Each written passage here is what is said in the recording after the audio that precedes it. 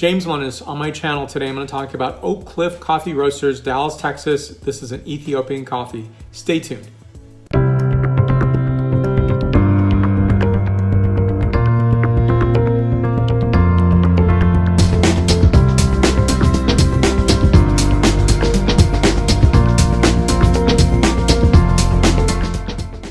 So I've challenged myself over a great period of time, that is, to be tasting coffee from all regions and all places, and not just coffee roasters West Coast, not just coffee roasters in San Francisco Bay Area, my home base, but to taste wherever I can.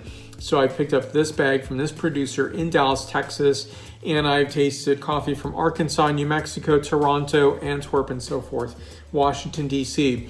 I want to taste what's happening out there versus just San Francisco. To me, that's a great experience, and Ethiopian coffee has a soft spot in my heart because I love it dearly. It's something that is absolutely enjoyable, wonderful. I'm very careful about Ethiopian coffees because it is really the medium roast coffee bean profile that exemplifies this particular region. This is called Girma, Eshetu, Ethiopia.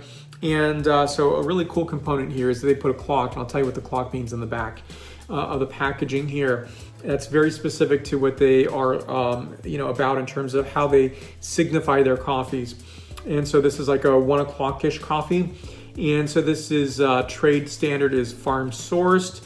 And so they really believe in 3 relationships. That is farm source, origin sourced, import source. So that is, obviously for the farm where they're getting the coffee beans from, making sure that it is origin source, meaning they're really wanting to interact with the people that are producing the coffee beans, making sure they're people, not a big corporation. Import sourced, so they want to make sure that they have a significant relationship with the importer as well. So they have this taste guide. I'll show you what that looks like in a moment. So they have at 12 o'clock is tangy, at 4 is sweet, and savory is 8. So if you look at their coffee bags in the back, they're going to talk about what each coffee can represent.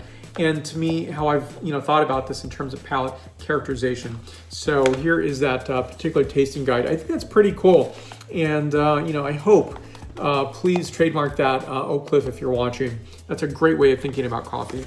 And so for me, again, getting back to out of my comfort zone, which in some ways, I review a lot of things. And even though I review a lot of things, I'm still in my comfort zone until I challenge myself to move out of that scope, so to speak. Now, I love it, especially in a nice ceramic like this. This is from Heath.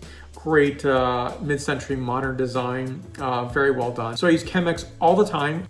I love this because I think, to me, I'm getting originality of the roaster, the country of origin, of course, and also in this beautiful ceramic that I love dearly. So all these things come together, and especially on a Sunday morning, nothing more fantastic than this. So, point score. Since I've done a pre-tasting on this, this is 95 points. It is fantastic. It's sterling.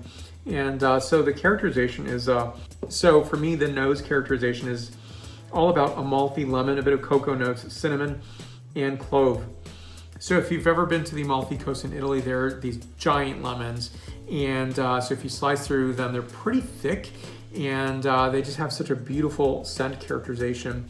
And of course, they're utilized in limoncello from the region as well. So here we go with the palate characterization.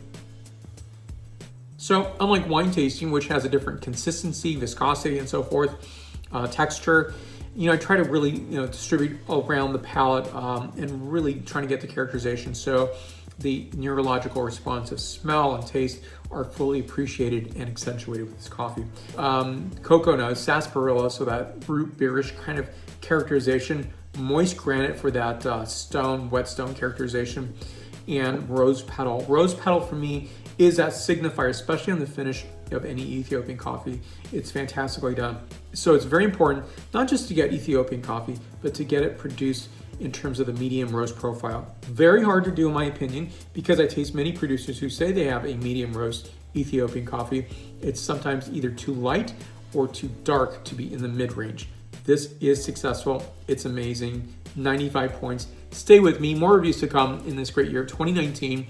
And of course, coffee is, I'm really seeking more coffee to review because I love tasting it and I love experiencing so many coffees out there. Stay with me. I'm also doing, of course, many wine reviews and beer and spirits. Thank you for watching. Let's stay connected.